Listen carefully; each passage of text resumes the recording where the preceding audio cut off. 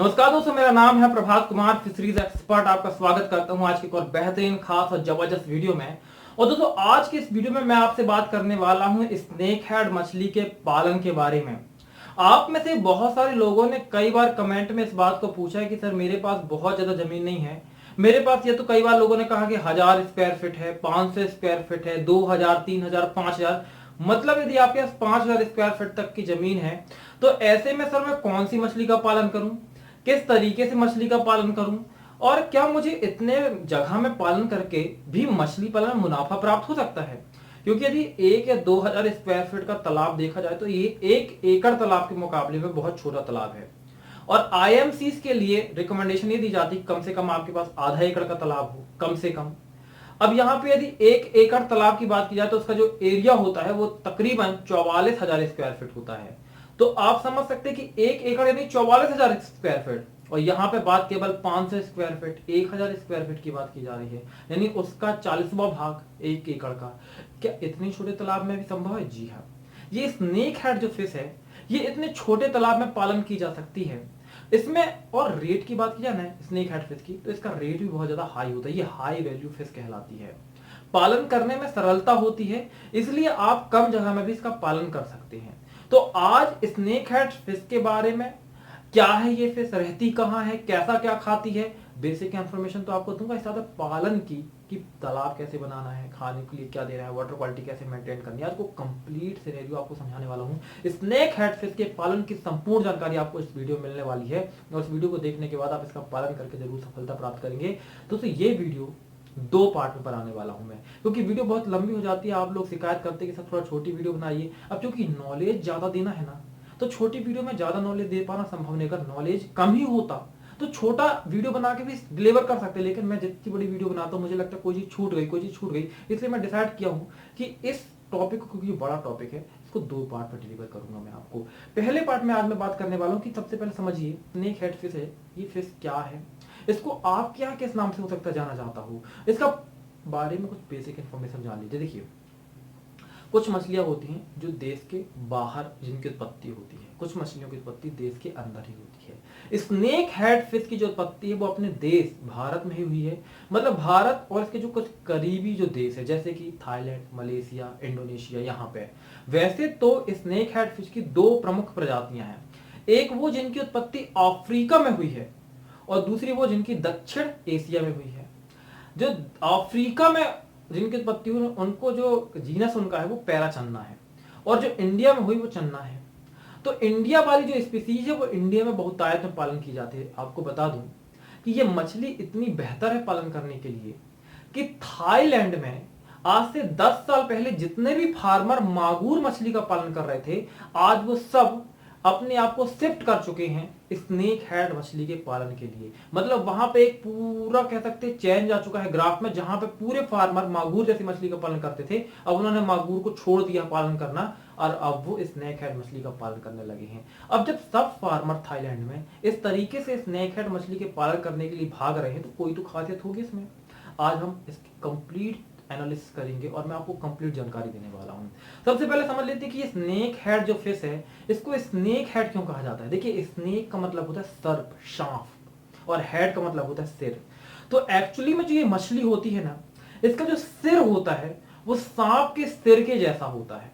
और जब ये मछली पानी से बाहर अपना सर निकालती है, तो कोई व्यक्ति अगर ये नहीं जानता है कि ये स्नेक हेड फिश है, तो उसको देख के मानो ये लगता है, क्योंकि पीछे का भाग तो दिख नहीं रहा होता है, तो उसको ये लगता है कि ये जो है वो सांप ने पानी से बाहर सिर निकाला हुआ है। और इसी कॉन्सेप्ट को लेकर इसका नाम रख दिया गया स्नेक यानी सर्प, हेड यानी सांप का सिर, फिश।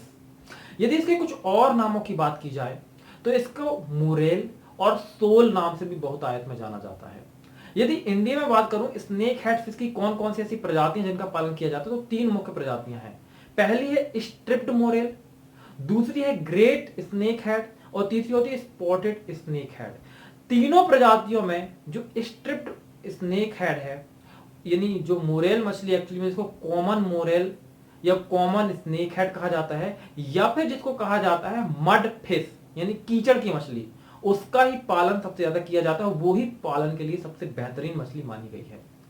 यदि मैं इसकी मेडिकेशनल वैल्यू की बात करूं ना, क्योंकि इसका देखिए पालन के लिए इसके लिए क्यों बोला जा रहा है, क्योंकि बहुत सारी मछलियां ऐसी होती है ना जो प्रोटीन कार्बोहाइड्रेट के स्रोत होती हैं, खाने के लिए एनर्जी का माध्यम होती है, लेकिन कुछ ऐसी मछलियां होती हैं जो औषधीय मूल्य की होती हैं, और स्नेक हेड यानी मोरेल मछली उसी औषधीय मूल्य की मछली है। चाइना में एक जो कह सकते हैं मान्यता है कि यदि किसी व्यक्ति की सर्जरी हुई है, जैसे सर्जरी क्या होता है, उसके ऑपरेशन वगैरह होते हैं, डॉक्टर ऑपरेशन वगैरह करते हैं तो चीर फाड़ करते हैं, तो उसके बाद वो टांके वगैरह लगा देते हैं, उसके बाद क्या होता है उनको घावों को भरने में समय लगता है। तो वहां पे दक्षिण चीन है, वहां पे ये माना जाता है कि यदि आपको सर्जरी हुई है और अपनी घाव जल्दी भरना चाहते हैं तो आप मोरेल मछली को खाना शुरू कर दीजिए, और वहां पे मोरेल मछली को कंटिन्यूस दिया जाता है उन लोगों को जिनका ऑपरेशन, जिनकी सर्जरी होती है। इससे क्या होता है घाव जल्दी भरते भी हैं। ऐसे बहुत सारे मेडिकल वैल्यू हैं दक्षिण कह सकते हैं भारत में। इसके लिए मैं अपने तरफ से कोई कमिटमेंट नहीं कर रहा हूं, लेकिन आपको बता दूं इन जनरल इन्फॉर्मेशन के लिए कि वहां पे कुछ जगह ऐसी हैं जहां पे ये माना जाता है कि जो मोरेल मछली का बच्चा होता है, जो छोटा बच्चा होता है एयरलिंग उंगली के आकार का, उसके मुंह में वो एक दवा भरते हैं, और यदि वो सीधे निगल ले कोई व्यक्ति तो व्यक्ति का अस्थमा ठीक हो जाता है। हालांकि इसके ऊपर कई विवाद हैं कि ऐसा नहीं होता है या होता है, लेकिन जो ओवरऑल मोरेल मछली की बात की जाए तो इसकी मेडिकेशनल वैल्यू भी बहुत ज्यादा है न्यूट्रिशनल वैल्यू के इतर। इसलिए भी आज भारत में लोग मोरेल मछली को खाना पसंद कर रहे हैं, और जो इसका टेस्ट होता है वो बाकी मछलियों से अलग होता है, इसलिए लोग इसके ऊंचे दाम देने को भी तैयार हो जाते हैं। तो ये तो हो गई कुछ मोरेल मछली के बारे में बेसिक जानकारी। अब बात करते हैं यदि आप मोरेल मछली का पालन करना चाहते हैं तो पालन कैसे कर सकते हैं। देखिए मोरेल मछली के बारे में ना कुछ आपको इसके हैबिट और हैबिटेट के बारे में जान लेना चाहिए। मोरेल कैसी मछली है? मोरेल एक वाइल्ड फिश है, मतलब एक जंगली मछली। जैसे बहुत सारे जो जानवर होते हैं वो डोमेस्टिक होते हैं, जैसे आपने गाय को देखा होगा वो डोमेस्टिक है, पालतू है, लेकिन कुछ ऐसे होते हैं जैसे वाइल्ड होते हैं, जैसे शेर। शेर पालतू पशु है? नहीं है, वो जंगली पशु है। उसी तरीके से यदि हम मोरेल मछली की बात करें तो ये कोई पालतू मछली नहीं है, पालन किया जा रहा है, हम एफर्ट लगा रहे हैं, लेकिन वास्तविकता में जो इसका व्यवहार है, स्वभाव है, वो वाइल्ड है। तो ये अपने आप से शिकार करती है, ये एक प्रकार से मांसाहारी मछली है, ये खुद से शिकार करके खाना पसंद करती है, और ये जो मछली है वो आक्रामक मछली है, प्रेडेटरी मछली है। अगर आपके तालाब में रोहू कतला मृगल है और वहां पे आपने स्नेक हेड डाल दिया तो वो आपके सारे मछलियों को, रोहू कतला मृगल को खा जाएगी। तो ये क्या होती है? प्रेडेटरी मछली होती है। तो ये तो हो गया बेसिक इस मछली के बारे में। अब बात करते हैं इसके पालन कैसे किया जाएगा। देखिए रोहू कतला मृगल के संबंध में हमेशा मैंने ये कहा है कि वहां पे छोटे तालाबों में उसका पालन करना संभव नहीं है, लेकिन यदि आप मोरेल मछली का पालन करना चाहते हैं तो आपको छोटे छोटे तालाबों को बनाकर ही इसका पालन किया जा सकता है। अगर बड़े तालाब में इसका कोई पालन करने की सोच रहा है तो डेफिनेटली वो फेल हो जाएगा, उसको सफलता नहीं मिलेगी बड़े तालाबों में यदि वो पालन करना चाहता है। तो सबसे पहले बात आती है कि तालाब का निर्माण कैसे करना है। यदि आप मोरेल मछली का पालन करना चाह रहे हैं तो आपको छोटे छोटे तालाब बनाने चाहिए। स्टैंडर्ड साइज क्या है? 1000 स्क्वायर फीट का आपको औसतन तालाब यदि आप बनाते हैं तो वो मोरेल मछली के पालन के लिए ठीक होता है, जहां पे आप तकरीबन से तकरीबन 15 और 50, यदि 15 से 20 फीट आप उसकी चौड़ाई रख दीजिए तालाब की, और 50 फीट लंबाई रख दीजिए, तो इस आकार का तालाब जो होता है मोरेल मछली के पालन के लिए ठीक होता है। दूसरी चीज, गहराई कैसी होनी चाहिए? मोरेल मछली एक है वायु श्वसी मछली है, मतलब मोरेल मछली क्या होता है कि पानी के ऑक्सीजन को तो ग्रहण कर ही लेती है, जिसको डिजोल्व ऑक्सीजन कहा जाता है, लेकिन अगर डिजोल्व ऑक्सीजन नहीं ही मिल रहा है तो ये इसका नेचर है कि ये हवा में अपना मुंह निकालेगी बाहर और सांस वायुमंडल से सीधे ले लेती है। ऐसे में क्या होता है, इस मछली को अब इसका जो नेचर है वो हवा से सांस लेने का है, तो ये तली में तो जाती है लेकिन सांस लेने के लिए पानी का पूरा सफर करके ऊपर सरफेस तक आती है, फिर ऊपर सांस लेती है। तो यदि पानी की गहराई ज्यादा हमने कर दी तो इस मछली की एनर्जी बहुत ज्यादा वेस्ट हो जाती है, पानी में घूमने ही, सांस लेने के लिए ऊपर जाएगी नीचे आएगी, ऊपर जाएगी नीचे आएगी, इसलिए मछली की ग्रोथ ठीक नहीं मिलती। इसलिए इस मछली के पालन के लिए मेरा रिकमेंडेशन रहता है कि आपको 1 मीटर यानी तकरीबन 3 से 3.5 फीट ही पानी रखना चाहिए। इससे ज्यादा अगर आप पानी तालाब में रखते हैं तो मोरेल मछली के पालन में आपको सफलता नहीं मिलेगी। तो पहली हो गई कि लंबाई चौड़ाई कैसी हो, दूसरी चीज कि आपके तालाब में गहराई कितनी हो। इतनी गहराई रखिए कि 3 फीट पानी आप उसमें मेंटेन कर पाए। अगर आपके पास 1 एकड़ का लैंड है तो कोशिश करें कि 1 एकड़ के तालाब में, क्योंकि मेड़ वगैरह में भी कुछ जगह निकल जाती है, तो करीबन 30 तालाब बन के आपके तालाब तैयार हो जाए। 1-1000 स्क्वायर के करीबन मेढ़ निकालने के बाद में 1 एकड़ में 30 तालाब बन जाते हैं। तो वो जो तालाब होते हैं मोरेल मछली के लिए बेहतरीन होते हैं। तालाब तैयारी के लिए अब जो अगला स्टेप होता है वो ये कि आपको इसमें कुछ फर्टिलाइजेशन करने के लिए, जिसमें से अब बेसिकली ये क्या होती है, मछली फाइटोप्लैंक्टन तो खाती नहीं है, ये केवल जूप्लैंक्टन खाती है। तो फर्टिलाइजेशन करने से जूप्लैंक्टन कुछ हद तक बनते हैं। ऐसे में आपको गोबर की खाद का इस्तेमाल करना चाहिए फर्टिलाइजेशन करने के लिए। ऐसे में आप प्रति तालाब 40 से 50 किलो गोबर डलवा सकते हैं। ऐसे में पर्याप्त मात्रा में आपका फर्टिलाइजेशन हो जाता है तालाब का। और इसके साथ में आपको कुछ मात्रा में चूना भी डलवाना चाहिए।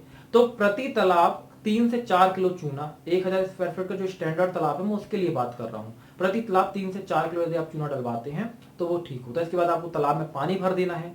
अब पानी भरने के बाद एक बहुत ही महत्वपूर्ण काम है जो आपको करना है, वो ये कि तालाब में आपको फ्री फ्लोटिंग एक्वेटिक बीड्स, देखिए एक्वेटिक बीड्स होते हैं ना, जलीय पादप जो होते हैं वो भी अलग अलग तरह के होते हैं। जैसे कुछ होते हैं फ्री फ्लोटिंग, कुछ कहते हैं सबमर्ज्ड, कुछ होते हैं मार्जिनल, मतलब कुछ किनारे में उगते हैं, उनकी जड़ें पानी में रहती हैं, कुछ पानी के अंदर ही डूबे रहते हैं, कुछ पानी के ऊपर तैरते रहते हैं। तो ऐसे जलीय पादप जो पानी के ऊपर तैरते रहते हैं, जैसे एकॉर्निया, जिसको आम भाषा में जल कुंभी भी कहा जाता है, आपको कम से कम तालाब का 25 से 30% भाग उस जल कुंभी से ढक देना है। मतलब जल कुंभी लेकर आना है और तालाब में डाल देना है।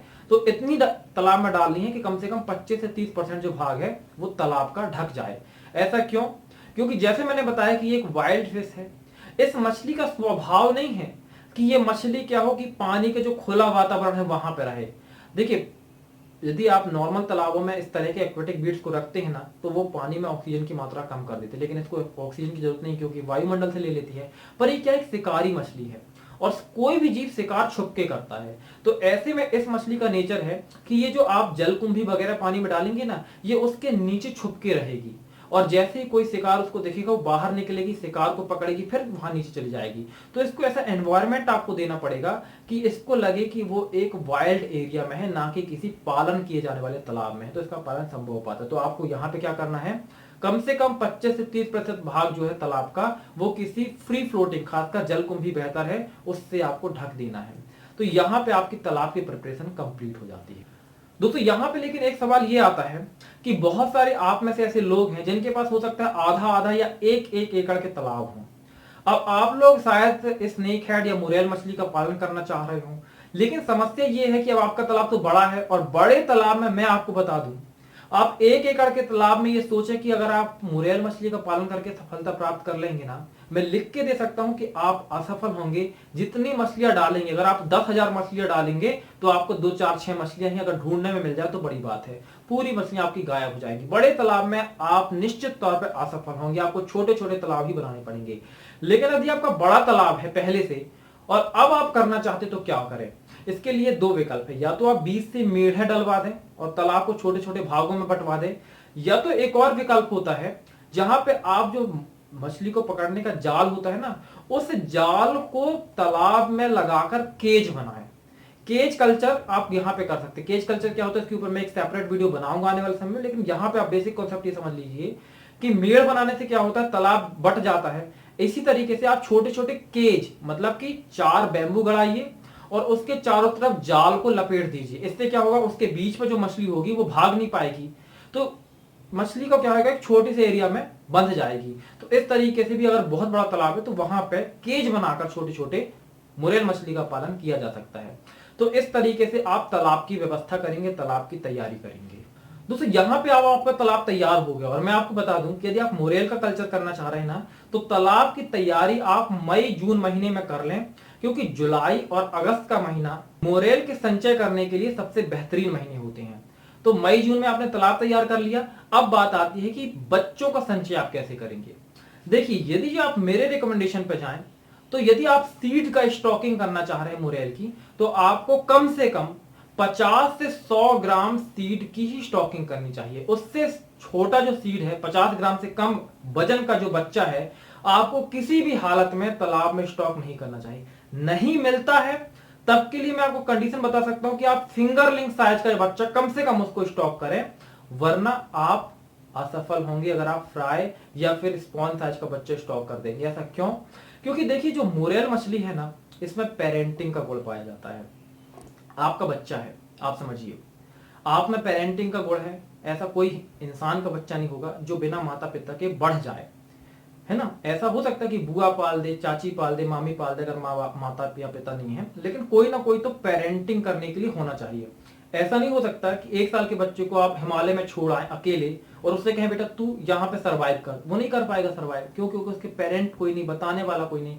तो बहुत सारी मछलियों में पेरेंटिंग के बिना भी वो सर्वाइवल होता है, लेकिन मुरेल मछली में 100% पेरेंटिंग पाई जाती है। मतलब यहाँ पे जो माता पिता हैं, मेल और फीमेल मुरेल मछली है, बच्चों को जन्म देने के बाद में उन्हें अपने साथ रखती है, उन्हें खाना देती है, और जब तक मछली कम से कम 50 या 100 ग्राम की नहीं हो जाती है तब तक वो उन्हें शिकार करना भी सिखाती है कि कैसे शिकार करना है, कैसे पकड़ना है, क्या खाना है, क्या नहीं खाना। मतलब जिस तरीके से शेर के बच्चे को शेर ट्रेनिंग देता है, हाथी के बच्चे को हाथी ट्रेनिंग देता है, इंसान के बच्चे को इंसान ट्रेनिंग देता है, उसी तरह मुरेल अपने बच्चों को ट्रेनिंग देती है। अब क्या होता है कि अगर आपने बहुत छोटे बच्चों को स्टॉक कर लिया तो उनके माता पिता से वो दूर हो गए।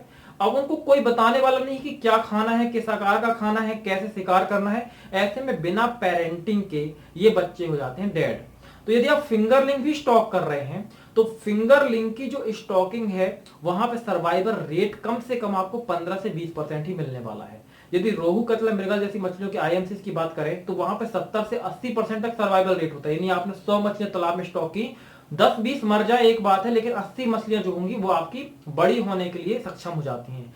लेकिन यहां पे निश्चित है कि आपके डाली गई 100 मछलियों में से 85 फिंगरलिंग मछलियां मर ही जाएंगी, क्योंकि फिंगरलिंग मछली इतनी बड़ी ही नहीं है कि बिना अपने माता पिता मुरेल मछली के वो सरवाइव कर सके।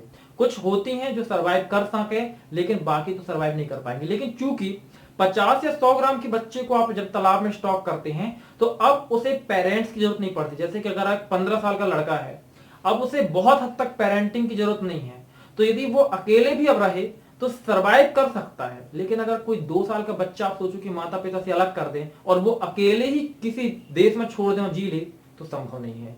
यही होता है इनके साथ में। तो आपको स्टॉक कितना करना है? 50 से 100 ग्राम की मछली।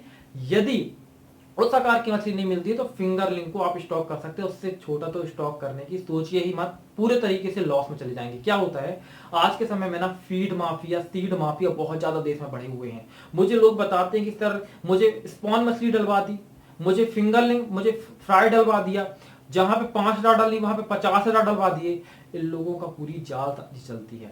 उनने तो आपसे पैसा ले लिया, अब आपकी मछली जिया या हमारे, उन्हें उस बात से कोई फर्क नहीं पड़ता। तो एक माफिया है, इन्हें आपके प्रॉफिट, आपके मुनाफे, आपकी तरक्की से कोई मतलब नहीं है। इन्हें मतलब है तो केवल अपना सीड बेचने से, अपना फीड बेचने से। इन लोगों से बचना। इसलिए मैं वीडियो को बड़े डिटेल में बताता हूँ, आपको समझाता हूँ। और इसी तरीके ना मैं अपने कोर्स में भी 0 to 1 जो कि हमारा मेंबरशिप कोर्स है, उसके अंदर मैं आपको टाइम टू टाइम जिन लोगों ने कोर्स को ज्वाइन किया है, पूरी ट्रेनिंग तो उन्हें मिलती ही है, उनको गाइडेंस भी मिलती है समय समय पर। यदि आप ज्वाइन करना चाहते हैं ना, मेरे साथ जुड़ के अपने मछली पालन को सफल बनाना चाहते हैं करियर को, तो आप हमारे व्हाट्सएप नंबर 8815756881 पर जरूर संपर्क करें। क्योंकि यदि आप एक बार मछलीपालन.com के मेंबर बन गए, आपकी सफलता हमारी सफलता, आपकी समस्या हमारी समस्या। कभी भी कॉल करके आप मुझसे बात कर सकते हैं, अपनी समस्या का समाधान प्राप्त कर सकते हैं। चलिए आज की वीडियो में बात करते हैं कि अब जब आपने को ये पता चल गया कि किस आकार का बच्चा स्टॉक करना है, तो मैं यहाँ पे, क्योंकि बड़े आकार की मछलियां यूजुअली मिल नहीं पाती, तो मैं फिंगरलिंग को एक एग्जांपल ले रहा हूँ कि अगर आपको फिंगरलिंग ही मिल रही तो कितनी स्टॉक करनी है।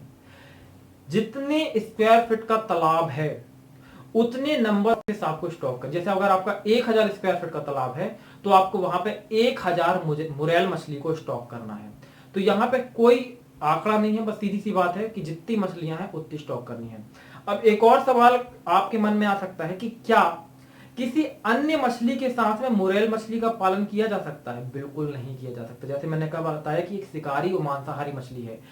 ये अगर मछली क्या होती है कि अपनी ही मछली को खा जाती है, मतलब एक मुरेल मछली दूसरी मुरेल मछली को भी खा जाती है, तो बाकी मछलियों की तो आप छोड़ ही दीजिए कि वो बचने वाली हैं। तो ये एक मोनोकल्चर सिस्टम के अंतर्गत आपको पालन करना होता है, जहां पे तालाब के अंदर केवल और केवल मुरेल मछली ही होगी, इसके अलावा और कोई मछली नहीं होगी। तो ये हो गया स्टॉकिंग के संबंध में कि कैसे आपको मत्स्य बीज का संचय करना है। अब तो यहाँ पे जो तीसरी बात आती है वो ये कि आपने तालाब में बच्चों को संचय तो कर दिया, लेकिन अब बात आती है पानी का प्रबंधन क्या करना है और किन बातों का ध्यान रखना। देखिए अगर बेसिकली वाटर पैरामीटर की बात करूं तो कई वाटर पैरामीटर इंपॉर्टेंट होते हैं, जैसे कि डीओ यानी डिसॉल्व ऑक्सीजन, टेम्परेचर यानी तापमान, अमोनिया, और इसी तरीके से जुड़े हुए बाकी पैरामीटर। लेकिन ये 3 मुख्य होते हैं, यहाँ पे डीओ, टेम्परेचर और अमोनिया। तो इस मछली के लिए जो सबसे महत्वपूर्ण होता है वो होता है अमोनिया, जो इसे इफेक्ट कर सकता है। बाकी यदि डीओ की बात करें तो उसके कम होने से इस मछली को कोई फर्क नहीं पड़ता है, क्योंकि ये मछली वायुश्वासी मछली है। पानी में ऑक्सीजन नहीं होगा तो ये मुंह अपना बाहर निकालेगी पानी से और हवा से सांस ले लेगी। टेम्परेचर का भी इसको बहुत ज्यादा फर्क नहीं पड़ता, हालांकि ये एक मीठे पानी की मछली है और पहाड़ी इलाकों में इसका पालन संभव नहीं है जहां पर टेम्परेचर लो होता है।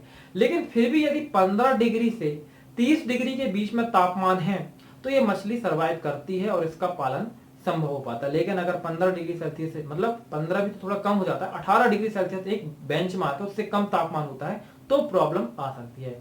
लेकिन अगर नेचर वाइज बात करें इस मछली की तो ये मछली एक मट्ठर मछली है, मतलब हार्डी फिश है।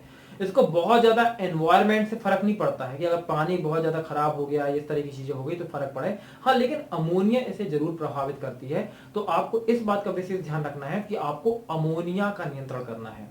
साथ ही साथ पानी के प्रबंधन में आपको लापरवाही बिल्कुल नहीं बरतनी है, इस बात के लिए कि आप पानी ना बदलें।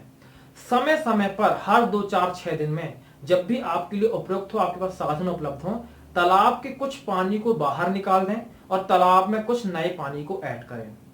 इसके अलावा बहुत सारे लोग ये भी पूछते हैं कि जिस तरह बाकी मछलियों के लिए पानी में ऑक्सीजन को उपलब्ध कराने के लिए ब्लोवर वगैरह लगाते हैं, एरिएशन की व्यवस्था करते हैं, तो क्या इस मछली को करने की जरूरत नहीं, क्योंकि ये मछली जो है वो एकांत में रहने वाली मछली है। यदि आप ब्लोवर लगा देंगे, यदि आप यहाँ पे एरिएशन के लिए पैडल एरिएटर वगैरह तालाबों में लगा देंगे तो ये मछली हो जाती है एरिटेट, और ऐसे में इस मछली स्ट्रेस में चली जाती है। तो आपको बहुत ज्यादा छेड़खानी नहीं करनी है कि आपने एरिएटर लगा दिया, ये वो हलचल जितनी ज्यादा तालाब में होगी ये मछली उतनी ज्यादा परेशान होगी। तो पानी में हलचल कम रखनी है और इस मछली को अपने तरीके से शिकार करने देना है, अपने तरीके से जीने देना है और अपने तरीके से सरवाइव करने देना है।